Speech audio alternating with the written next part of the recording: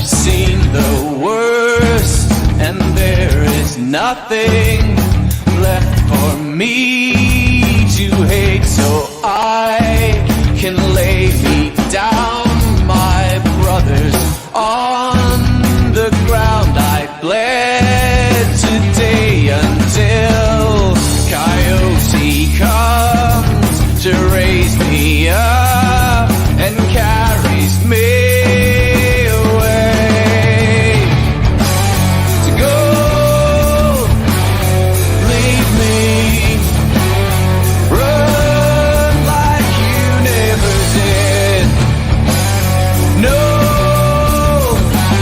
believe me, run like you never run before.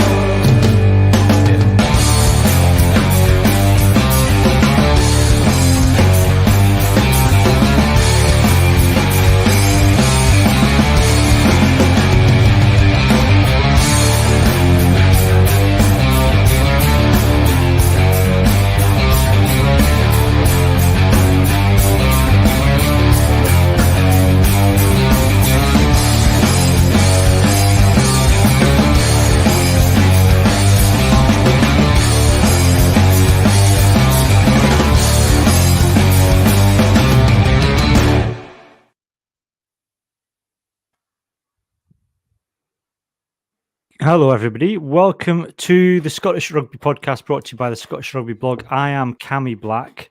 Apologies for the lack of a podcast last week. We were in various states of disarray and bunged up with colds and the like.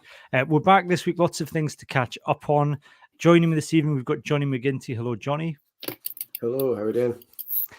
We've also got Craig Manson. Hello, Craig. Hello, how you doing? And currently with one earphone dangling from his head as he tries to gaffer tape his setup together, we've got Ian here. Hello, Ian. Hello. The sound comes through it, although I am thinking of just, like, in a manly fashion, just slicing Like a it straight superstar up. DJ. It's either a DJ or a kind of trackside reporter. That's what people will think. You're getting important information fed through your ear if you just put your finger in there all night, Ian. Who's been sent off? We go Ian here now. He's at Scotstoun. What's happening, Ian? Just let it dangle. Let it dangle. It's fine. He looks a little bit like Snoopy. So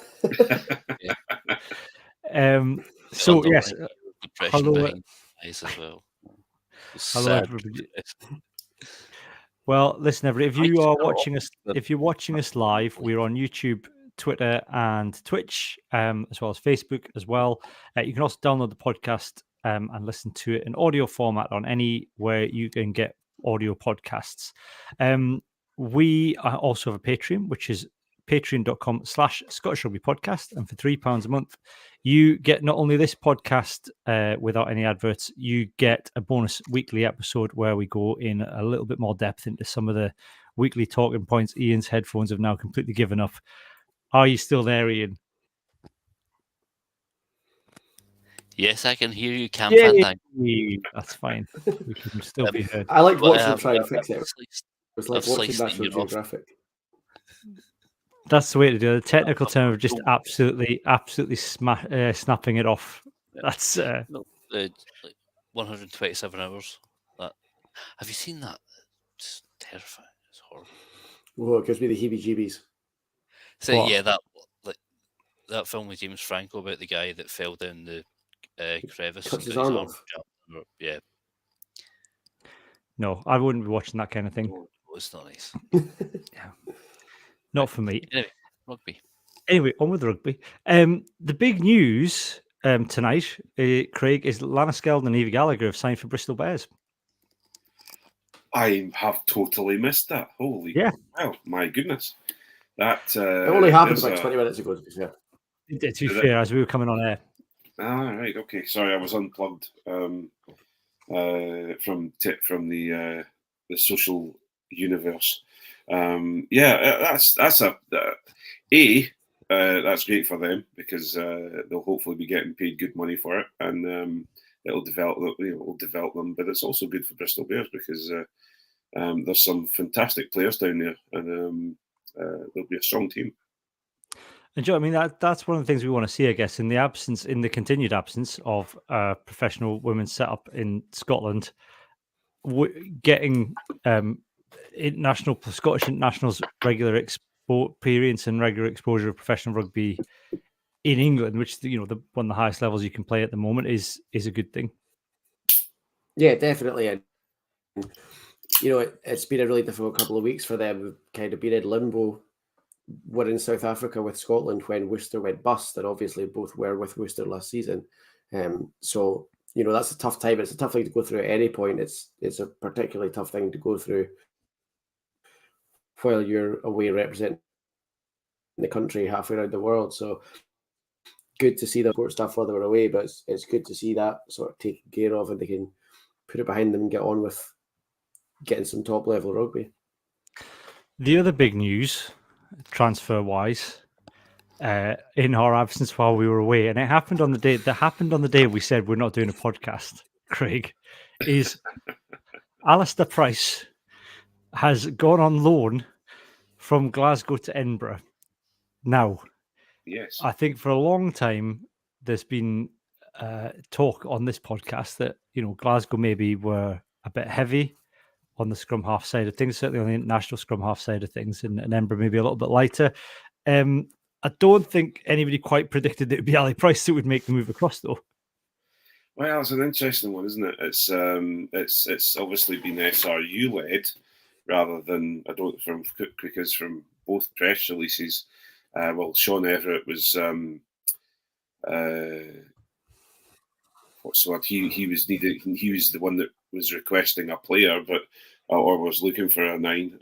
And Glasgow, from what we can tell, didn't really want to give any of their 9s away. And it's been a big move. I'm a little bit on the fence with it because I think it's going to be fantastic to have another World Cup star and Lion playing every weekend at the Hive when they're at home. But on the other side of things, we've swapped one slow ex-Glasgow 9 for another slow ex-Glasgow 9. So I'm not all that sure if I'm that excited about it. If you don't appreciate him, you're welcome to just give him back.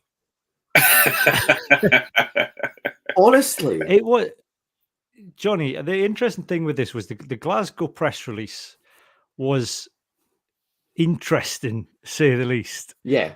There was certain amounts of shade being thrown left, right, and centre at everybody. It was like in response to a request from Edinburgh and the Scottish coaching national setup.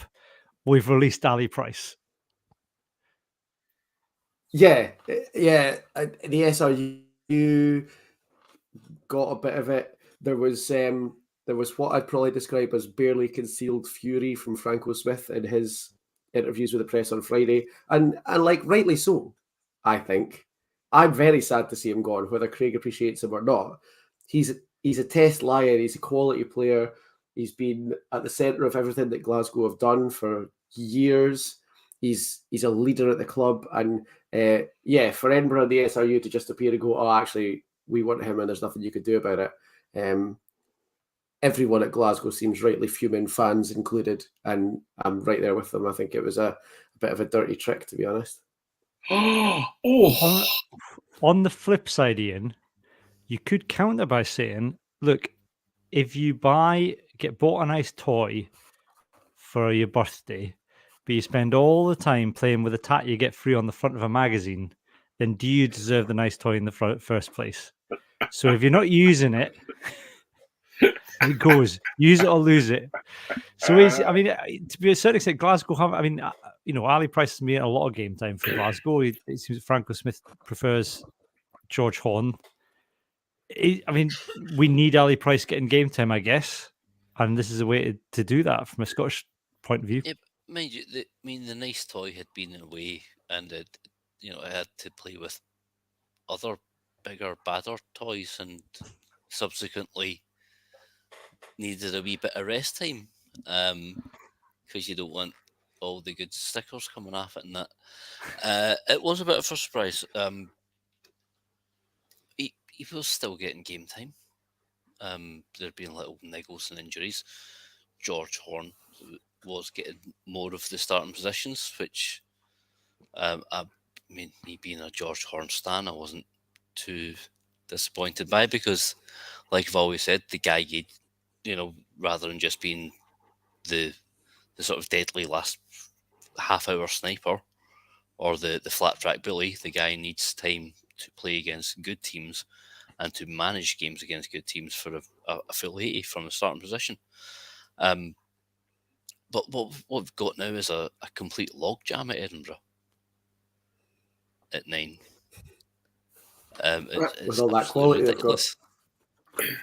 Is it a log jam though, Craig, or is this a case of now you've got the 3 top scrum halves in Scotland able to be first choice at the teams, not competing with each other? You've got, George Horn at Glasgow. You've now got Ali Price first choice at Edinburgh. You've got Is he? the name escapes me now. Who's the other? You got Ben White. That's it. Ben Ben White. White, Ben yeah. White at Toulon. Too long, So yeah. you've got they're evenly spread out now, able to kind of be the first choice in the respective teams if they keep their form up, rather than competing with one another.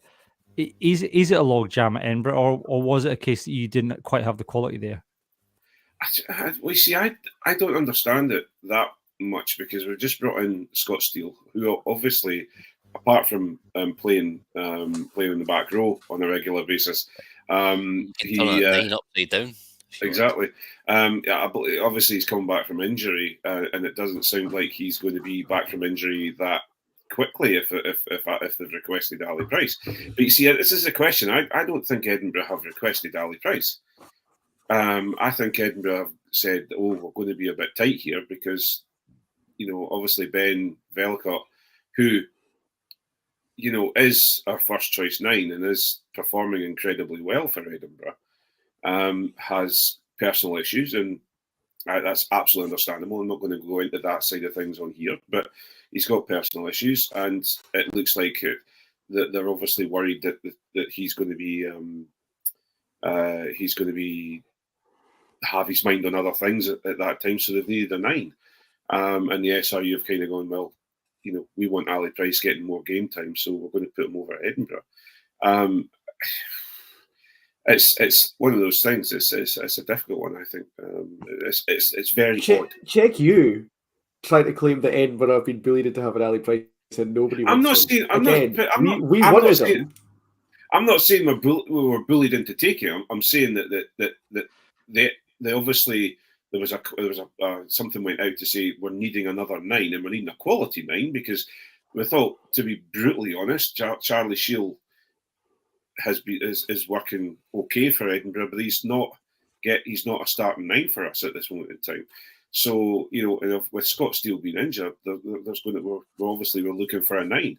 I don't think that the coaching staff at Edinburgh have turned around to the SRU and said we want Ali Price. I think I think that he's been a solution for many different things, along with giving the Scotland coaches seeing him getting more game time. I think from a financial point of view, I mean, Johnny, we've had the SRU accounts out since we've been away, and we might touch upon them later on. But there's like 19 staff, including players, coaches and players, getting paid 200k plus a year. Ali Price has got to be on that list, given that he got his latest contract after coming off the Lions tour. That's a heck of a wage packet to be paying somebody that's not getting regular game time. Yeah, and assuming that's money that's now available to Glasgow, that's a good opportunity to show up where we do maybe have a couple That's of how it works. a couple of deficiencies maybe, but I think we all know where the money's actually going to go if we're being perfectly honest. It's a lot. The thing is, though, you kind of have to think about, in both the Six Nations and the World Cup, it was Ben White and then George Horn that were the Scotland scrum halves for the majority of the games. So it's not just Glasgow that weren't giving him any game time. It's not like Scotland were crying out for Ali Price to be playing and Franco Smith was saying no.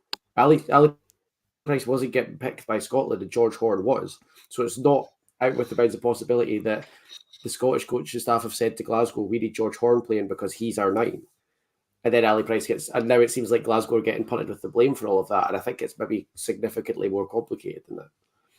Is there a case in that? I mean, Ali Price would have had his pick of clubs post Lions, and he re-signed with Scotland. I'm going to say re-signed with Scotland because everyone's contracts are with Scotland. It doesn't work like that, Johnny. You don't get a transfer budget. It's not Championship Worth the try. manager. Is there an argument, Ian, that Ali Price kind of made the wrong choice in staying with Scotland, or maybe Scotland made the wrong choice in kind of offering Ali Price big bucks to stay, and actually, it probably would have done him and everybody else a world of good to have gone and played a bit of rugby elsewhere? No, I don't think at the time, because there wasn't, and there still really isn't a lot of 9 depth at Glasgow.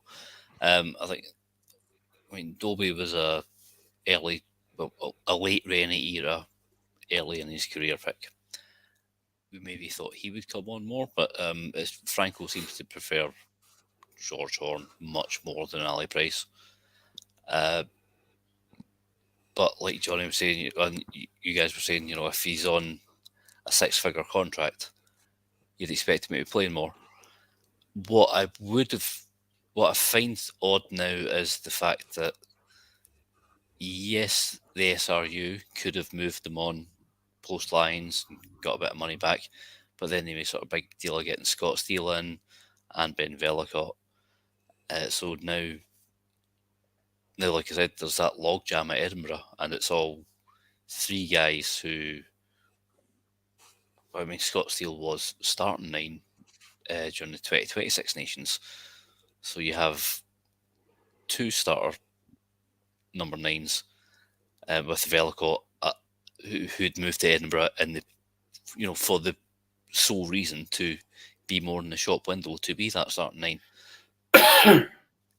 Yeah, got an interesting comment from Billy here on YouTube, who says if Scotland were defending titles, I'd understand the need to positioning of players, but they don't, and the pro teams will never truly be competitive at the top end if their coaches' hands are tied. We've alluded to that, Johnny. I think in what you were saying, about this idea that Glasgow going to get that 200 grand back, and there is some independence from in the way that Glasgow runs. Certainly, I don't know how much it's true with Edinburgh, but Al Kellogg seems to run them as a completely independent entity, but the wages are still paid from the SRU, from the top. Is there an argument to say that you give both teams an equal budget and let them sort out themselves? Yeah, I think that's the fairest way of doing it. But then obviously you've then got to balance that with the Scotland coaching setup want to have their say in how the players are played, when they're played, and where they're played. We all remember the weekend before the Tonga game last year, 2 years ago, where the instruction came down that Ross Thompson was to play 15 for Glasgow and Blair Kinghorn was to play 10 for Edinburgh. And that was right at the start of the BK10 experiment. And that just looked like massively weakening both pro sides at the same time by taking 2 main playmakers and putting them both out of position, because that's what the Scotland coaches had decided they wanted. And that's kind of what Billy's kind of talking about there, is you can't expect the pro clubs to be at the sharp end of the URC and the sharp end of Europe if the focus is on the Scotland central players playing where the Scotland coaches say and when they say, because that's how we end up with players getting punted out of position or players getting moved clubs that at the moment, depending on how serious things look for Jamie Dobie at the weekend, Glasgow might need now a decent quality 9. We've got Benetton, who haven't lost the game yet, coming on Saturday night. And so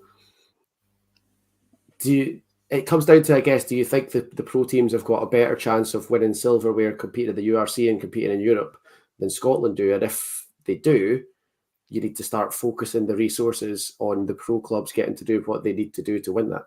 And then hopefully Scotland comes on after that. Is that the answer, Craig, to kind of like some of Scotland's woes? Are we too focused in Scotland on the international setup? And actually the answer might be you focus on your pro teams winning regularly, winning the URC, and don't, and this performance at Scotland comes after that. It's a difficult one, because if you look at Ireland, they do exactly the same thing. Okay, it's a little bit less controlled because you've got 4 teams instead of 2, and it's a it's a little less obvious. But you look at we take the Johnny Sexton, for example, who's hardly ever played at Edinburgh or at Glasgow because he's always protected by the RFU. So it's a really difficult situation. You're damned if you don't do, and you're damned if you don't. I honestly, I have it, unless there's something going on in the background that is of serious. There's some serious issues going on, or there's a bigger injury with Scott Steele, or there's something bigger going on with Ben Bellicott. I don't understand why we've now got Ali Price as well. I'm just as perplexed with as Glasgow fans. However, if he's needed, you don't know how much he's pushing to be playing every day, every weekend, and have they just decided, look, to keep, because maybe he's threatening to leave now, and maybe they're saying we need to keep him in Scotland, so we're going to give him more game time at Edinburgh. He just, there's something going on, but nobody knows, and I suppose it's the usual thing if we don't really know what's going on. So conjecture rattles on. Ian, you're suggesting the answer is Sam Hildago Klein, who, fact fans, had his house once featured on an episode of Location, which was set in Exeter. It was when he had to move on from Exeter, and I only realised it was Sam Hildago Klein by doing some detective work because of some of the photos. And there was a Scotland shirt on the wall, and then there were some other various photos and shirts, and I worked out it was Sam Hildago Klein's house that they were looking around. Is he the answer? Is it Benetton at the minute? Yeah, just like when I was looking it up, and then Johnny happened to mention that Glasgow were playing Benetton, so I was like, oh, there we go. There's if you want a short-term 9 with lots of experience, does he come with cigars? Just walks in like, where do you need me? I could maybe have understood it if Price was going over to Edinburgh to teach, if it was all young scrum halves Edinburgh had coming through. But on the other hand, it seems to be Glasgow that have that, because the only options right now underneath Horn, well, other than Sean Kennedy, the great Sean Kennedy, are Edinburgh Dobie taught him everything he knows. Dobie and Ben Afshar. That'd be a first time, I suppose. So, I mean, when does Aaron Smith's contract start in Japan? We can maybe get him over to be one of the long line of former All Black. End up playing for the Stirling Wolves at the weekend because Glasgow will play him. That's what normally happens with former All Blacks. Maybe they're clearing the way so that they can bring in Finlay Christie. Yeah, could have a World Cup final. How many years do we have to wait for Finlay Christie to qualify for Scotland again now? 3 years, get him over. 2026. All right. From Peebles, aye.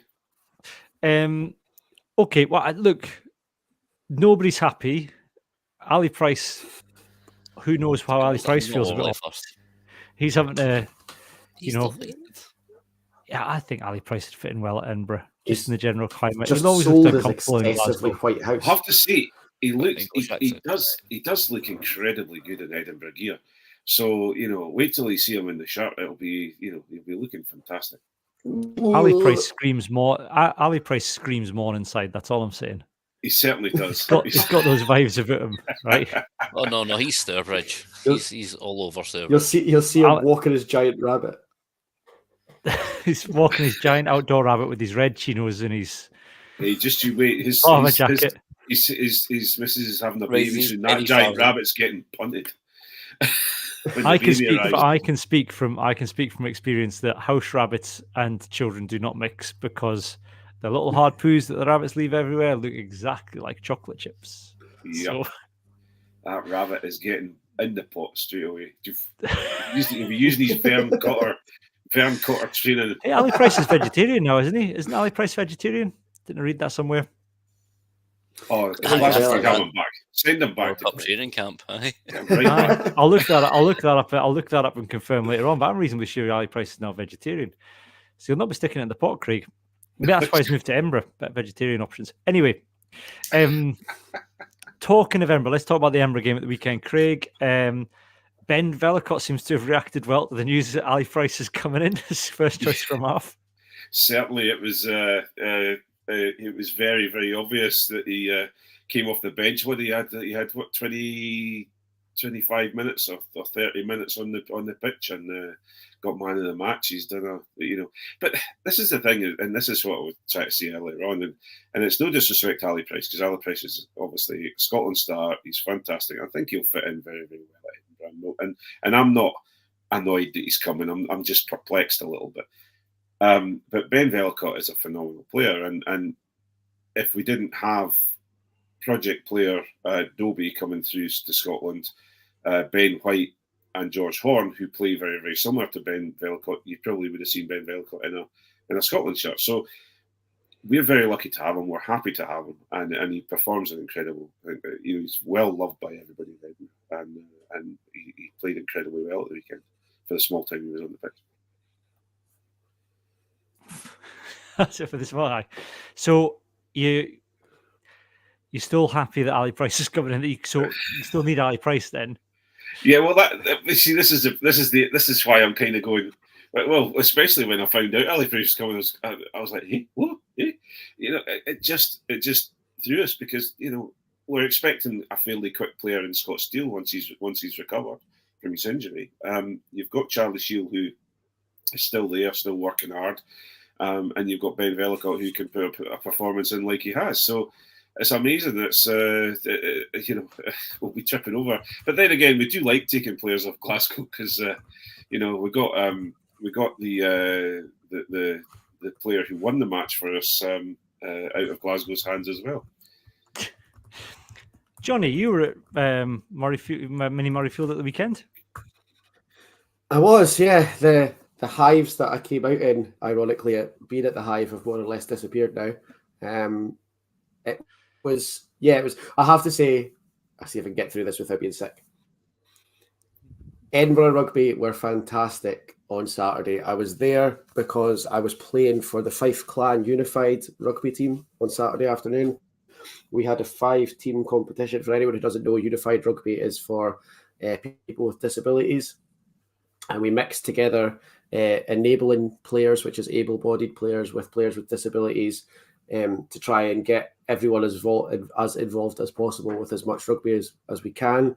And Edinburgh set that up for their inclusive team, and then Fife Clan, Ayrshire Clan, Borders Clan, and Strathmore Clan, and comped us all tickets for the game and fed us, and were really, really excellent to everyone on Saturday. So that was really nice. Ryan, who listens to the pod, was there playing for Ayrshire Clan as well, so we were sitting next to each other. And that was really, really nice. It was my first time in the hive, and what a difference for them from Big Murrayfield, because it was like being at a proper URC game with what I guess passes for an atmosphere in Edinburgh on Saturday night as well. So it was good.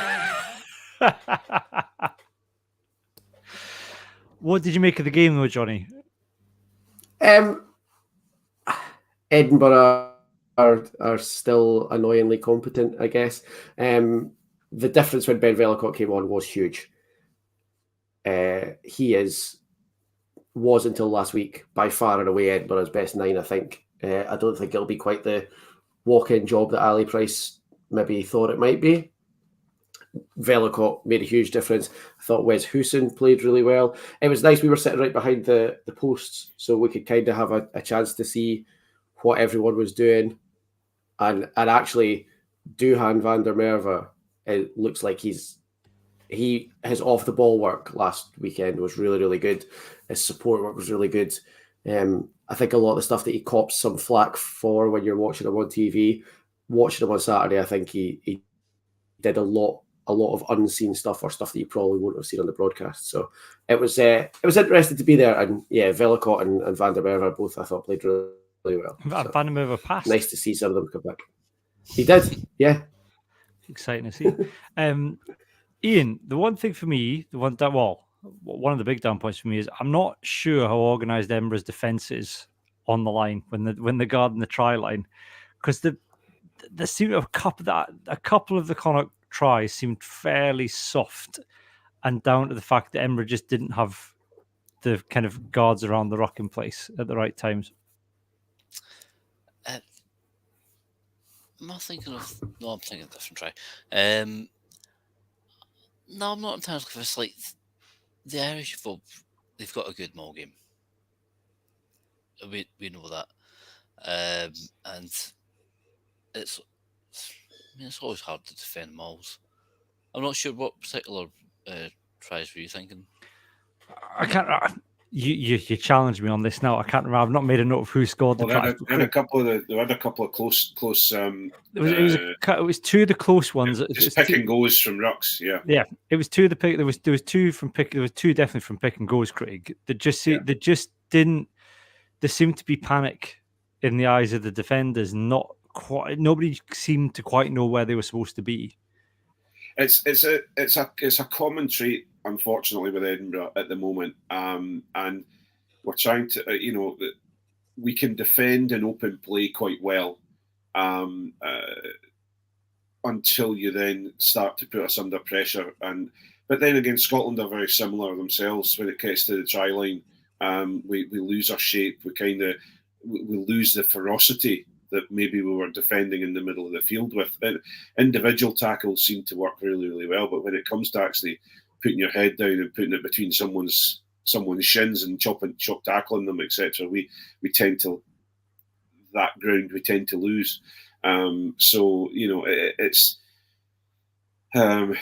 is something that has been discussed, and actually, and I'm going to say this because I was quite negative towards him coming, but that's one thing that Sean Everett is looking to do, is to almost give us back a little bit of the Cockers level of intensity when it comes to training and the hard, build the guys up to making more physical hits, etc.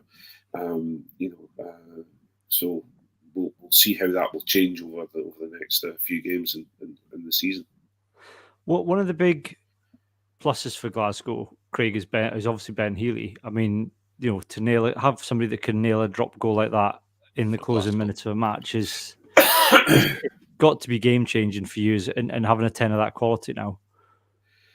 Well, you're running me down a cul-de-sac there, Cammy, with your trickster questions, saying that we've got a 10 of high quality when we've had a 10 of high quality.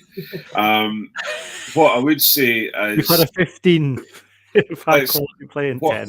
What I would probably say is what Ben Healy seems to be bringing at this moment in time, and we've yet to see a full season with him, but what he's bringing is a steady performance. And when I mean that, he doesn't seem to have an off game at this moment in time. He's had a fairly strong start to the season. His quality stays at a set level. His kicking is fantastic. He's kicking from tee. His kicking from hand seems to be very good as well. But also just the pressure, and he just. You just had to see him when he put that kick in. He was turning away from it immediately, and he knew it was going over. So it's Edinburgh are very much a team of, we seem to be going great guns and then something falters, and hopefully having a 10 of his quality there will bolster us a little bit, and hopefully we'll have a steadier performance throughout the season. Speaking of 10s, Johnny, what is Duncan Weir? What question is Duncan Weir the answer to? How does the Jose Mourinho quote go? I prefer not to speak. If I speak, I am in big trouble. Oh, yeah. No, do you know what? That's really mean. Because Duncan Weir is a player who, for Glasgow and Edinburgh, and to a lesser extent for Scotland, is perhaps not with the same skill set, but in the same mould as what Pete Horn used to be, where if something needs done, Duncan Weir's there to do it. So it's not fair to be like, Duncan Weir's not that good, because maybe he's not. But when Glasgow or Edinburgh or Scotland are in a bind and they need someone to step up and just get on with it, Duncan Weir does it. So I should be nicer to him. You should be, but also he did step up, and part of stepping up was to stand for what seemed like an age, waiting to take a tackle and just let someone run straight into his head. It's passive contact, apparently. Passive. Well, of course it's passive contact. He stood with his arms out Yeah, for but about 10 seconds while someone went straight towards him. I only saw the game today, and it's not passive, whatever. But the fact that he kind of drives up, he's so statically up. There might be a bit of a twist, but yeah, I would not have been appalled if he was red carded for that.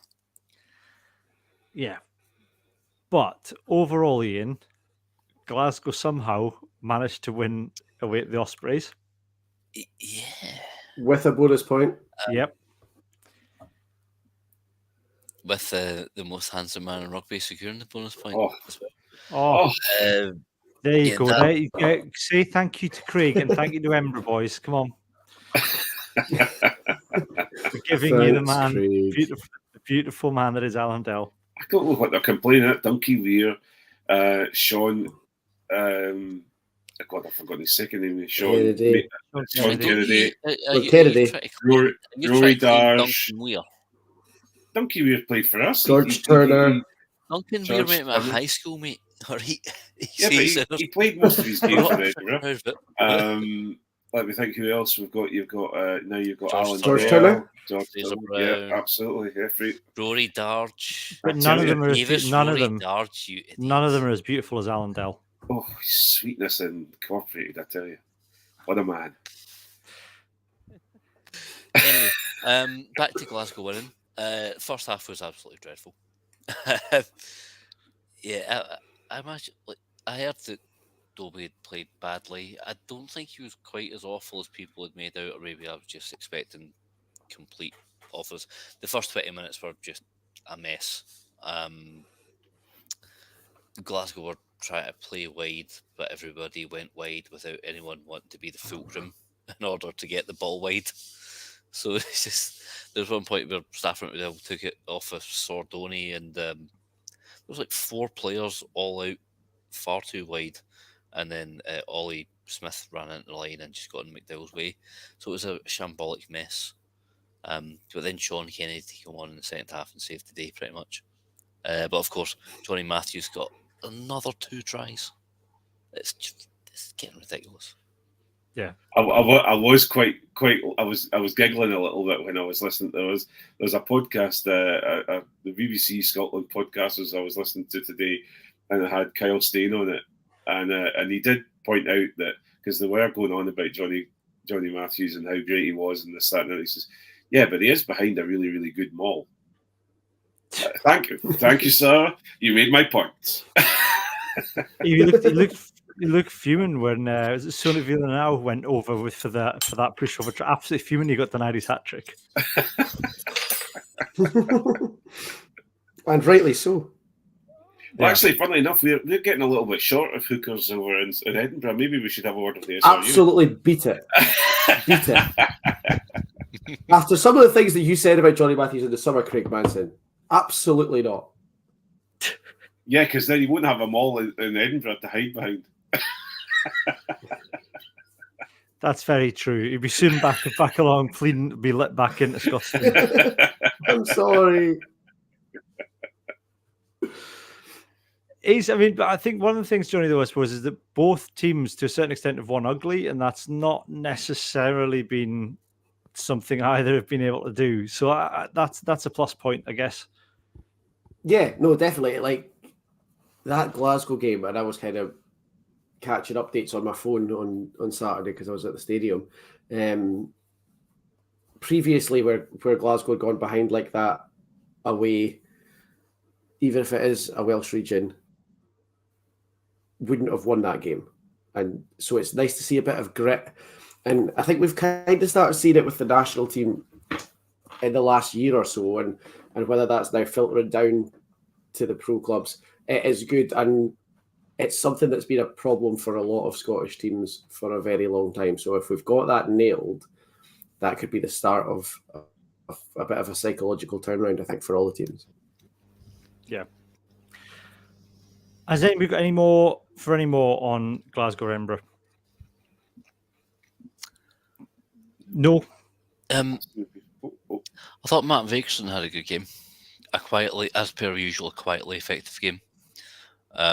When Glasgow weren't playing well, you got a couple of big turnovers. He's always hitting breakdowns. When we talk about log jams, like Glasgow's back row, once Jack Dempsey comes back, you've got Dempsey, Darge, Fagerson, Vailanu, Venter, Henko Venter, yeah, I mean Thomas that's Gordon. But I mean, Tom Gordon was like the next big thing a couple of years ago. Yeah, Ali Miller as well. You know, we just seem to be beating these open sides, but there's nowhere to play them. Unfortunately, Jack Mann's injured at the moment as well. He's another one that's possibly coming in. So did Edinburgh need any back rows at all? What was there? Bill Matha, Hamish Watson, Luke Crosby, Jamie Ritchie. Hamish is currently injured with a facial injury at the moment. So, Luke Crosby's. Did you see Luke Crosby's? He'll be back in like a week. Yeah, that's true. Yeah, I think Luke Crosby at the moment is second in the URC tackle charts, if I'm right in saying. It might be different now, but I saw something on X that I went, ooh, and then forgot about it completely. Look at you, Elon Musk. I know, getting it right. Best boy.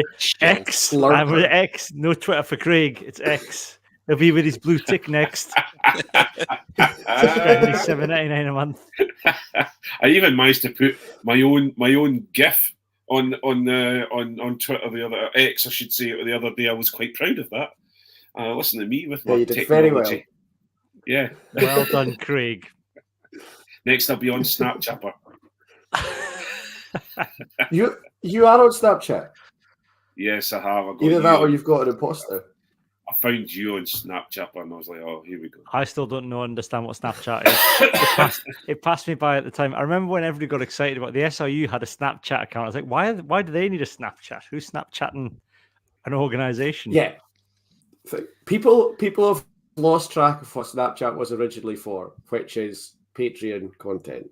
And so how it's somehow become a mainstream social media channel, I'm not really sure. It's very strange. When you say Patreon content, Johnny, do you mean OnlyFans content? Well, yeah. Or was it? Yeah. I mean, if we're going to discuss what Snapchat was originally for, that should really be in the Patreon. Yeah. This is a members club. Speaking of which, but also if you can't work out what an app where you get to see a photo once and it disappears forever was originally for, you've got bigger problems than that. Johnny's been showing his ankles on Snapchat. Oh. I understand the SRU ones were just pictures of Alan Dell in various states of undress. Oh, quick! I must get them. I should have been following the SRU. On that note, that is it for this week for the main podcast. If you're a patron, you're watching us live, you hang about and we'll do the Patreon podcast live afterwards. If you're a patron and you listen to the audio podcast, switch over and you can listen to part 2 on the Patreon app. Otherwise, for everybody else, that is it from us for this week. We'll be back next week with some more news, views, nonsense, and all the rest. For the moment, though, it is goodbye from me and goodbye from Johnny, Craig, and Ian. Ciao. Well.